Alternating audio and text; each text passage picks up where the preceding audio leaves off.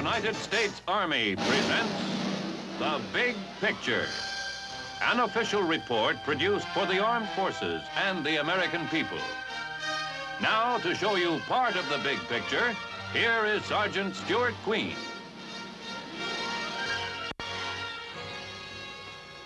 In previous Big Picture programs, we have brought you pictorial biographies of our military leaders, whose lives and careers have played an important part in the fabric of our nation's history. Today, the Big Picture brings you another story in which the Army and the nation take particular pride. The story of Eisenhower, the soldier, as narrated by Raymond Massey.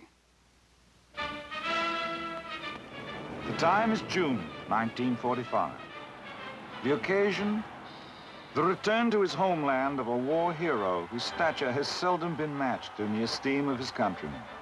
The European phase of the greatest war America ever fought is over, and part of the warmth with which the people of Abilene, Kansas greet General Dwight D. Eisenhower reflects the deep joy of a nation approaching peace again. Some of it is the kind of welcome any hometown might give a favorite son who has done a good job. But more than anything else, it is a tribute. A gratitude felt in every corner of the Allied world, no less than in Abilene, towards the man who stewarded a crusade to its victory. It was a crusade with many battles and many triumphs, but it found its symbol in one day above all others.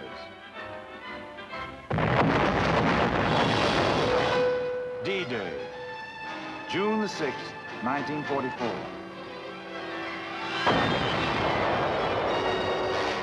The invasion of Fortress Europe was one of the greatest military adventures of all time. Upon the outcome of this bold adventure hung the fate of war and freedom.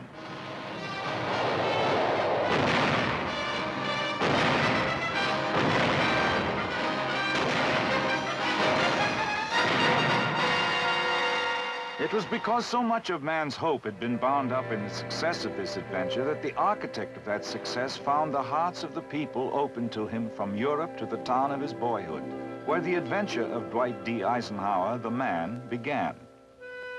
Abilene, Kansas, today, a busy and proud town of almost western wheatland, is typical of the kind of town that comes to mind with the phrase, grassroots America. The mark of the past is on it, but it does not live in the past. Its streets and its buildings bear testimony to a living and growing America.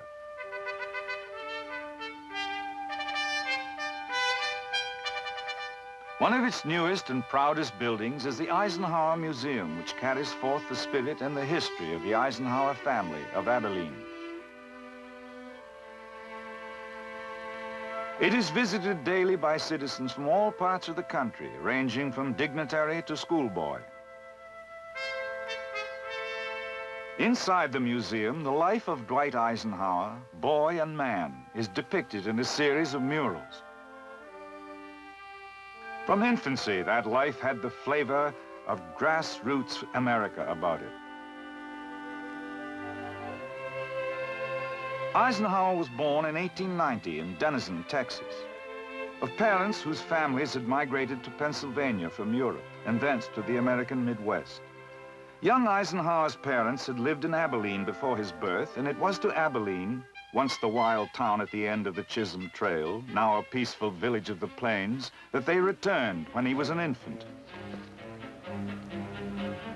And it was here that he grew to maturity through a childhood that was active, eager, and happy. An experience shared with devoted parents and spirited brothers. A childhood as rich in the important things of life as ever graced the development of any man. It was an active boyhood in which sports played an important part. He excelled at baseball, both in school and on a vacant lot next to his home. But football was his first love, and his high school coach called him the most outstanding tackle in the valley.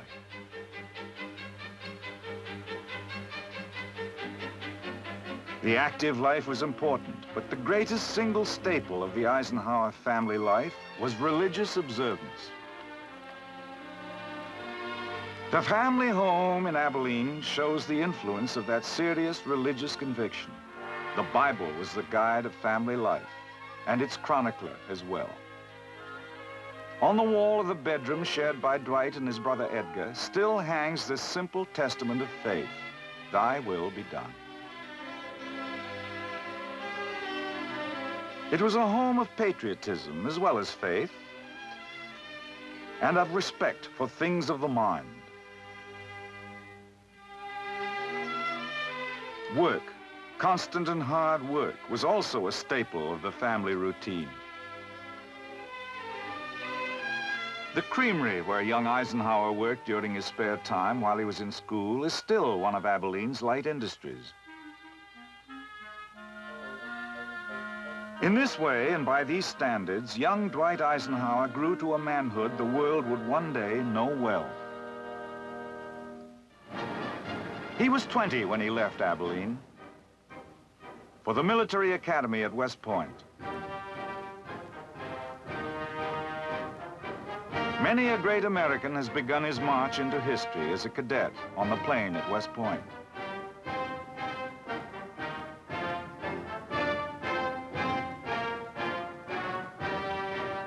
Eisenhower was graduated from the military academy in 1915 and commissioned a second lieutenant of infantry.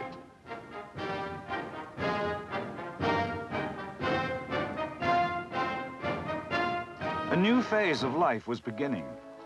In the summer of 1916, as a newly promoted first lieutenant stationed at Fort Sam Houston, Texas, he married Mamie Geneva Dowd of Denver.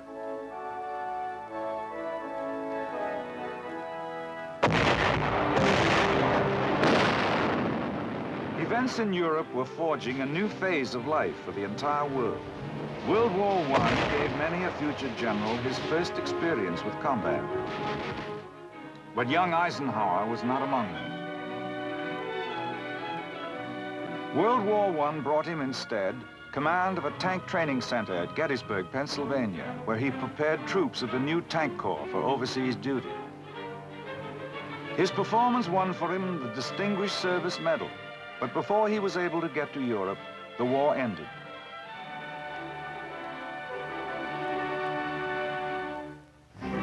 In the late 1920s, after graduation from the Command and General Staff School, Major Dwight D. Eisenhower was assigned to France to prepare a guidebook on American battlefields in Europe.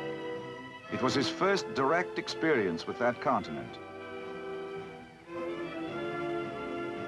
With the 30s came other assignments, climaxed by service under General Douglas MacArthur in the Philippines. For 4 years, he worked with MacArthur, who was Commander-in-Chief of the Philippine Army, to help the Commonwealth government work out a plan for its military defense.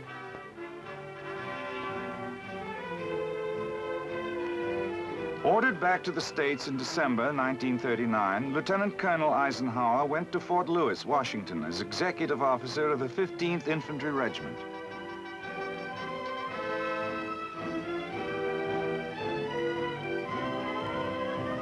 In the dark spring of 1940, German armored divisions were crashing through Holland and Belgium.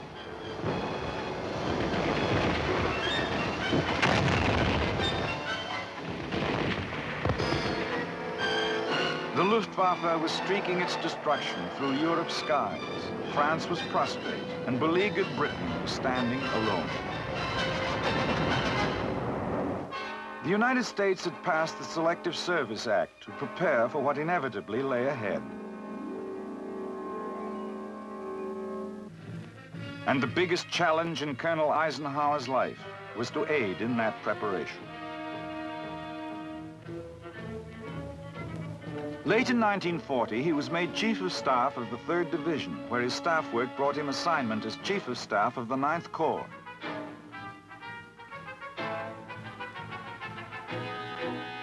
In the summer of 1941, Colonel Eisenhower became Chief of Staff to General Walter Kruger, whose newly organized 3rd Army was preparing to participate in the most realistic war maneuvers yet held by American troops.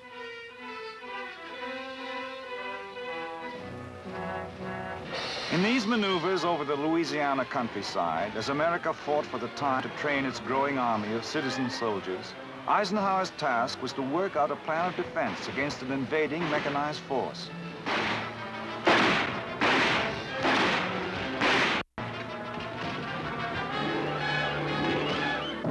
Soon after the maneuvers were over, Eisenhower was promoted to brigadier general, and within a matter of days came the bombing of Pearl Harbor.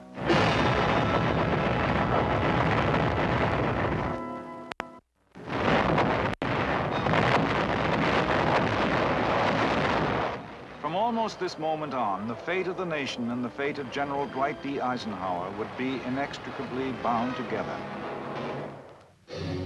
Called to Washington in the first weeks after the war began, Eisenhower went to work in the War Plans Office of the War Department.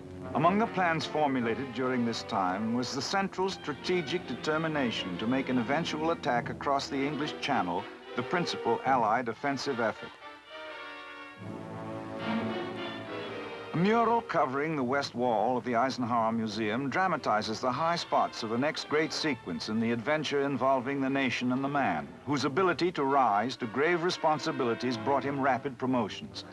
Because an all-out Channel invasion would be impossible before 1944, and because the need for offensive action was immediate in 1942, the Allies undertook, as a combined operation, under the command of General Dwight D. Eisenhower, the invasion of North Africa.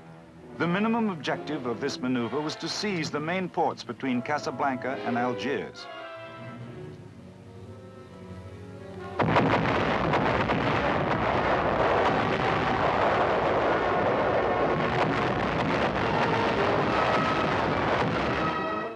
Along the rim of the North African coast, troops were ashore in late November, encountering resistance ranging from mild at Algiers to surprisingly stiff at Casablanca.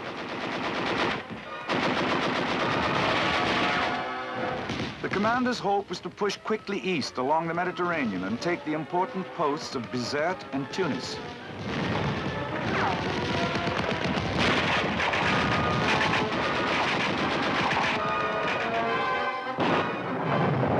But a number of unfavorable circumstances, including treacherous weather conditions, prompted the commander to hold off on this vital assault.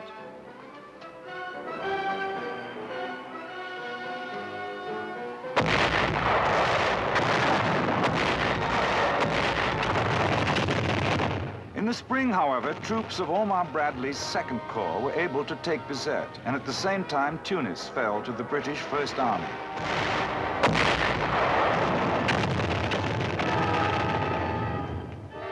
And with these victories came the end of the Axis Empire in Africa.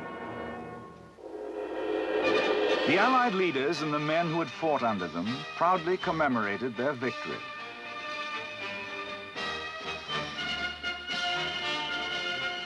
One of the greatest products of this victory, in the words of the commander himself, was the progress achieved in the welding of Allied unity and the establishment of a combat team that was already showing the effects of a growing confidence and trust among all its members.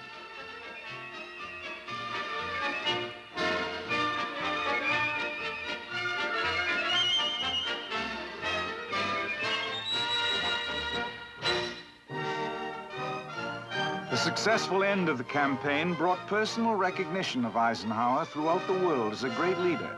But the commander himself interpreted this recognition as proof that free men can find in unity the way to victory, even against seemingly invincible odds.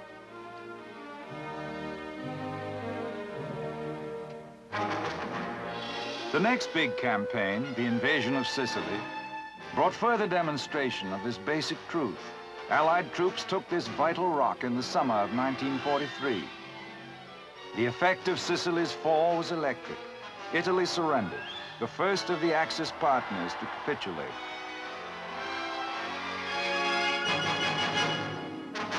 And now the Allies prepared for what was to be the most fiercely fought battle of the Mediterranean War. The invasion of Italy itself at Salerno.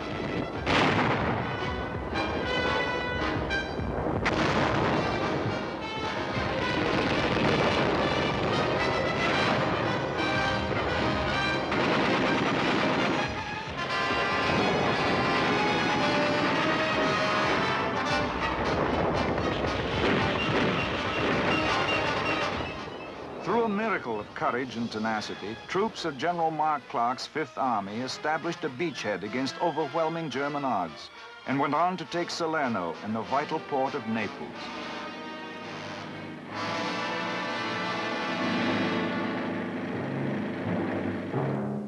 With these victories, although heavy fighting and important battles lay ahead, the first major objectives of the Italian campaign were accomplished. Allied forces were on European soil and would be able to pin down German troops far from the scene of the cross-channel invasion planned for the following year.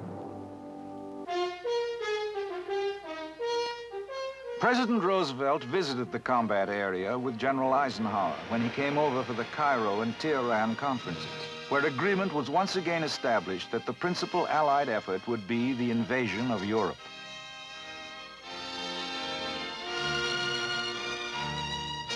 Shortly afterward, the man who would command this awesome undertaking was named General Dwight D. Eisenhower, whom people throughout the free world were now calling the man of the hour.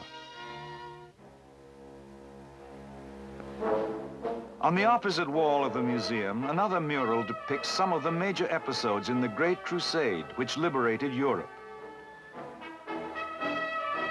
The Supreme Commander's orders from the combined chiefs of staff were quite simple: to land on the coast of France and thereafter to destroy the German ground forces. Between the order and its execution lay an agony of effort. Across the Channel, the heavy fortifications lining the coast of France bespoke the Nazis' belief that they could push the invading armies back into the sea.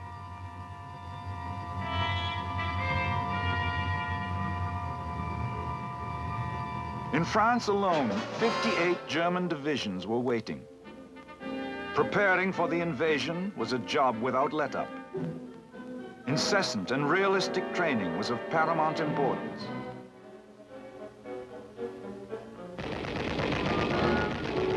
The challenges of morale, the myriad details of coordination on every level, all these were overwhelming. But through those tense months in the early part of 1944, the preparations continued. And finally, after being postponed one day because of weather conditions, the eve of the day of decision was at hand. The commander visited the airborne troops who would lead the invasion. "I found the men in fine fettle," he wrote later, joshingly admonishing me that I had no cause for worry. D-Day, with the fate of the war hanging in the balance.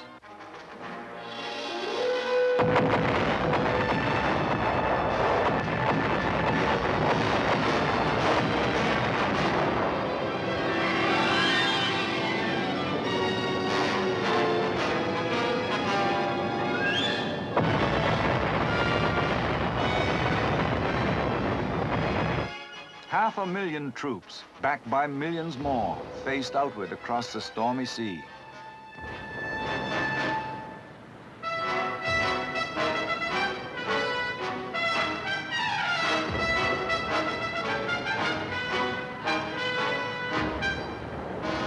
On beaches that dotted the French coast of the Channel, British, Canadian, and American troops touched shore.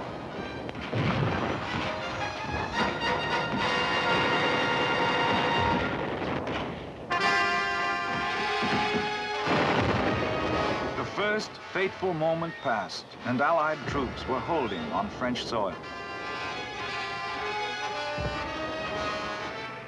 1 week after the landings, the commander was able to say to the vast armies under him, "Your accomplishments in the last 7 days of this campaign have exceeded my highest hopes." Less than 2 months after the invasion, the Allied force broke out of the beachhead perimeter in the hedgerow country around St. Lo.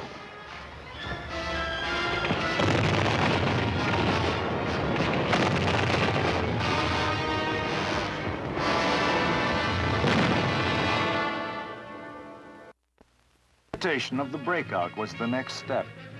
And now there began the dramatic pursuit, spearheaded by General George S. Patton's armored force across the heart of France.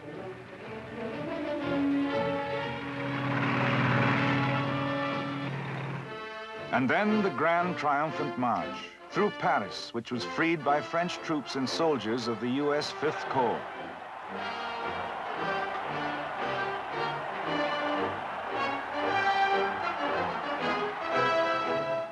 Beyond Paris lay the liberation of Belgium and the yard-by-yard struggle across the German border.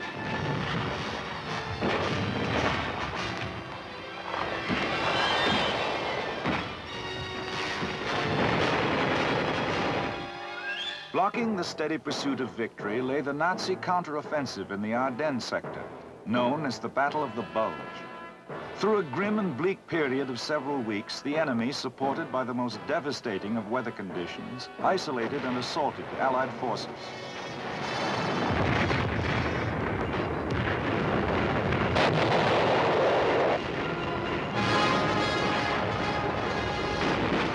General Eisenhower called upon all troops to rise to new heights of courage and effort. The brave men of the beleaguered forces held and steadily began pressing the enemy back. And from that moment onward, the Supreme Commander counted on weakened Nazi resistance. The bridge at Remagen across the Rhine, one of the sturdiest symbols of the war. With this crossing in March 1945, the heart of the enemy's defenses was cracked.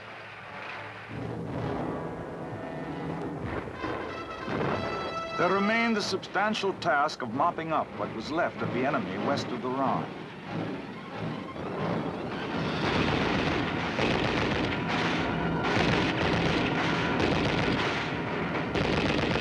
And accepting his surrender in the droves that began to appear. The great cities of the enemy's fatherland were rubble as Allied troops moved through them in the last stages of the enemy's defeat.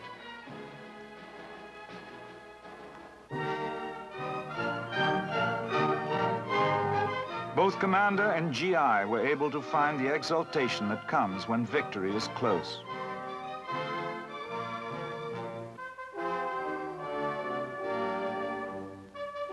Victory came finally with the German surrender in a schoolhouse at Reims on May the 7th, 1945. The return to peace was signaled by the Supreme Commander. I have the proud privilege of speaking for a victorious army of almost 5 million fighting men. They and the women who have so ably assisted them constitute the Allied expeditionary forces that have liberated Western Europe. They have captured or destroyed enemy armies totaling more than their own strength.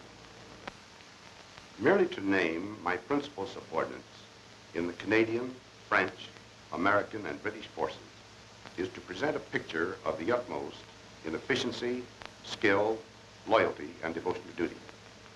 The United Nations will gratefully remember Tedder, Montgomery, Spaatz, Bradley, Delott, Creer, and many others. But all these agree with me in the selection of the truly heroic figure of this war.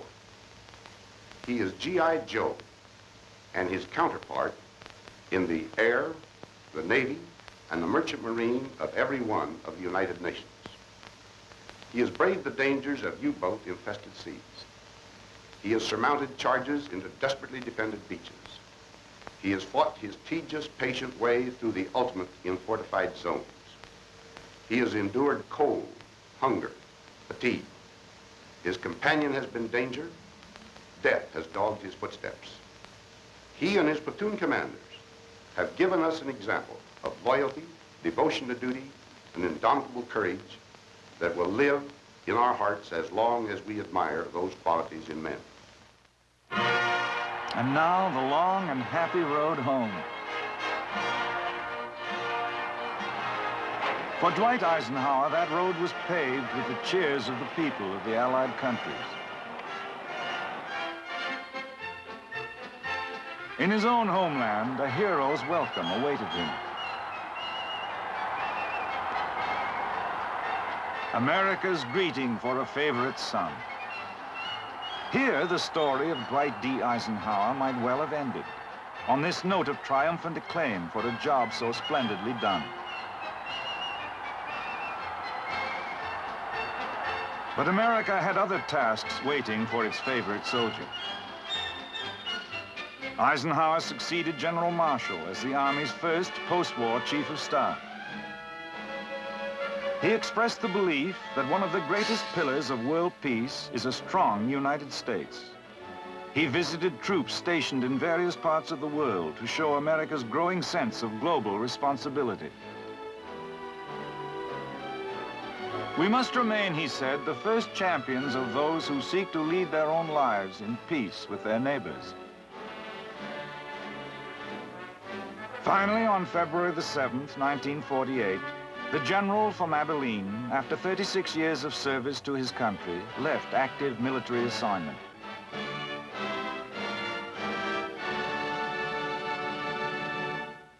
But not active participation in the life of his nation. He accepted an invitation from Columbia University to serve as president of that great institution, enabling him, so he thought at the time, to devote the remainder of his useful life to the challenges of education.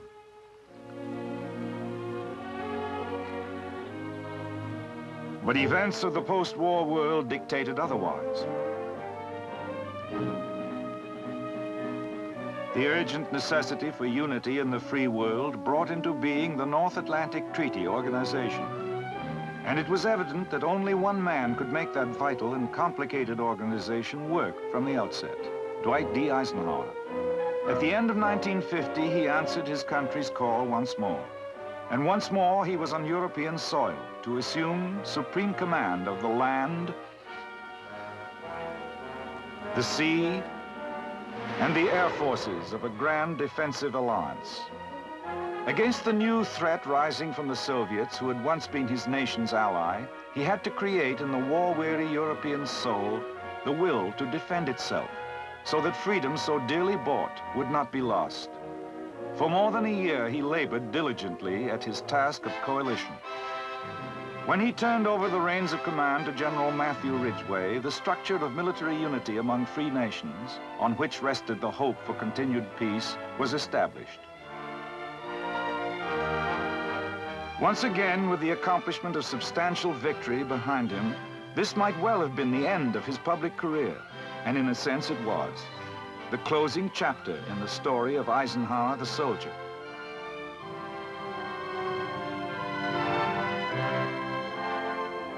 History is recording today the story of Eisenhower the statesman. The stories may be separate, but soldier and statesman, they are the same man, Dwight D. Eisenhower, citizen of the United States, spokesman for and symbol of the free world. And son of Abilene. As rich a study as this nation has produced of the capacity for greatness which lies at its grassroots.